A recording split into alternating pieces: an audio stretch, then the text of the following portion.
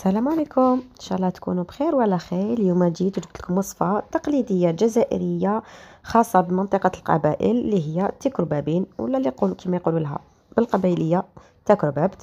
حنديرها لكم هاد الطريقه يعني خاصه بمنطقتنا. وتقريبا كاع منطقه القبائل يطيبوها هكذا. ان شاء الله تعجبكم الوصفه. ما تنساوش ديروا لي جام، واللي مازال ما اشتركش في القناه يشترك فيها. نبداو بسم الله. هنا نجيبوا كوكوطه نديروا فيها شويه زيت، شويه زبده ولا سمن، ونديروا قطع تاعنا تاع اللحم يتقلاو، اللحم ولا دجاج يعني واش عندكم ديروه. نخلو اللحم تاعنا يتقلى شويه، يعني هي الطريقه كيفاش كانوا يديروها بكري، كانوا ما يقلوش يديروا بارد في بارد. مي انا نفضل نحبها كنقلي قبل. نحكم حبه بصل كبيره ولا زوج حبات بصل نقطعهم، ما كان لا نسكرفجوهم. نديروا حبه طوماطيش كبيره، كاش نص مغرفه كبيره تاع طماطم مصبره. هنا نخلو البصل والطوماطيش يتقلاو واحد 5 دقائق ولا 10 دقائق، وهما على نار قليله يتقلاو. هنا ضفت شويه ملح. هنا درت واحد الخليط تاع القزبر والثوم. هنا سكرفشت الثوم ودرت عليها قزبر، درت عليه هنا فلفل عكري، وراح ندير شويه تاني تاع راس الحانوت. هنا الطريقه المرق تاعهم تقريبا كيما المرق تاع الكسكس، يعني نفس المرق تقريبا، انه شويه برك ينعفسها هذيك القزبر والثوم. هاد في الوصفه هذه ضروريه ديروه. هنا درت شويه تاع زروديه قطعتها، درت حميصه كما راكم تشوفوا.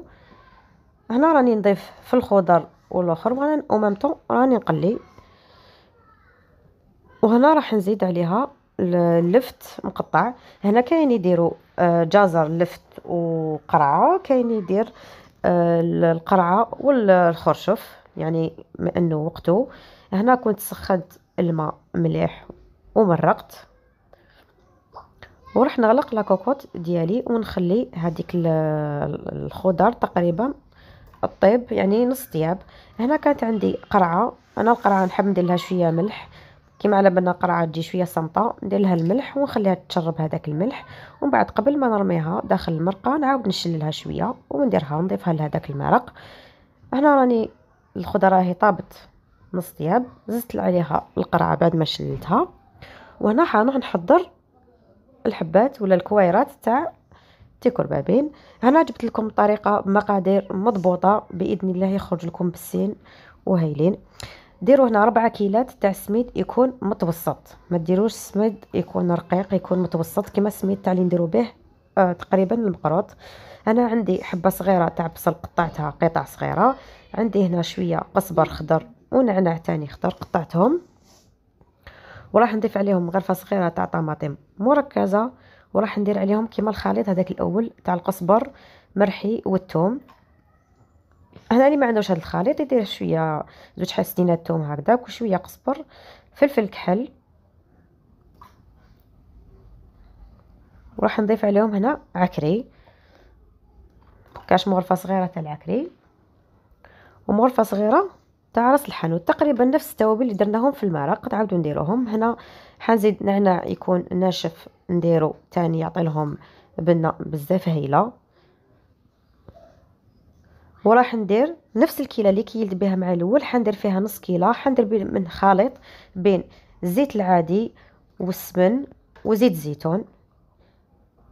تقدروا ديروا في بلاصه السمن ديروا زبده تذوبوها وتضيفوها. هنا برك احترموا يعني المقادير، نص كيله تاع دهان اللي نضيفوها. هنا حنزيد شويه تاع الملح، هنا الملح على حسب الذوق باش ما يجوناش صامتين. ما تنساوش هنا راح ندير انا راح نجمعهم بالمرق اللي طيبته، تسمى معناتها الملح ما تكتروش باسكو المرقه فيها الملح. هنا نسيي نبسس مليح هذاك السميد ديالي كيما نخدموا المقروط نفس الشيء، نبسوه مليح. ومن بعد راح نزيد له كيله وحده تاع المرقه. هنا المرقه بعد ما نحيتها ما نديرهاش هكذاك سخونه باش ما يتعجنولناش الحبات، كنت خليتها شويه بردت باش فرغتها. هنا راني نجمع ما نعجنوش، نتجمعوا برك كيما المقروط، نتجمعوا برك الخليط ديالنا.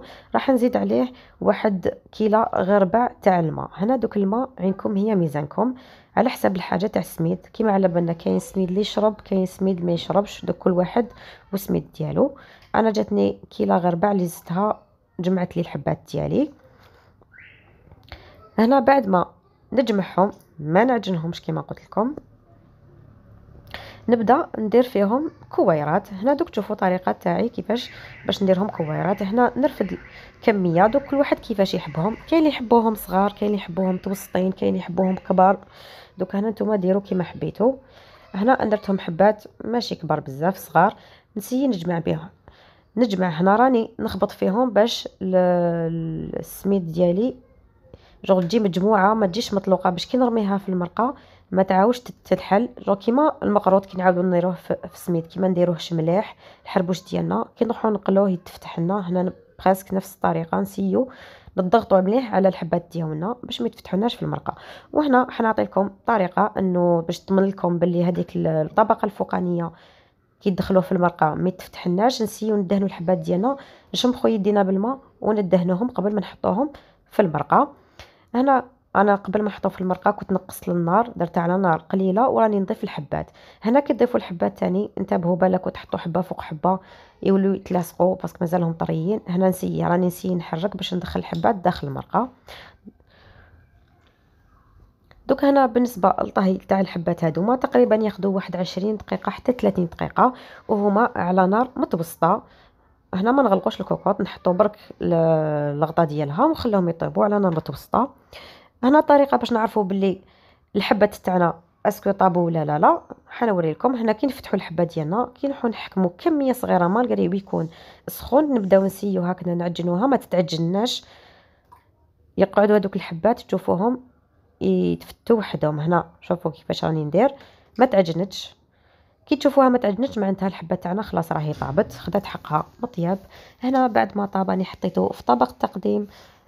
نتمنى ان شاء الله تكون عجبتكم هذه الوصفه وتجربوها وتخلوا لي آراءكم وتعليقاتكم. ما بقى لي غير نقول لكم تبقاو على خير، نتلاقاو ان شاء الله في وصفه جديده ولا تدبيره جديده.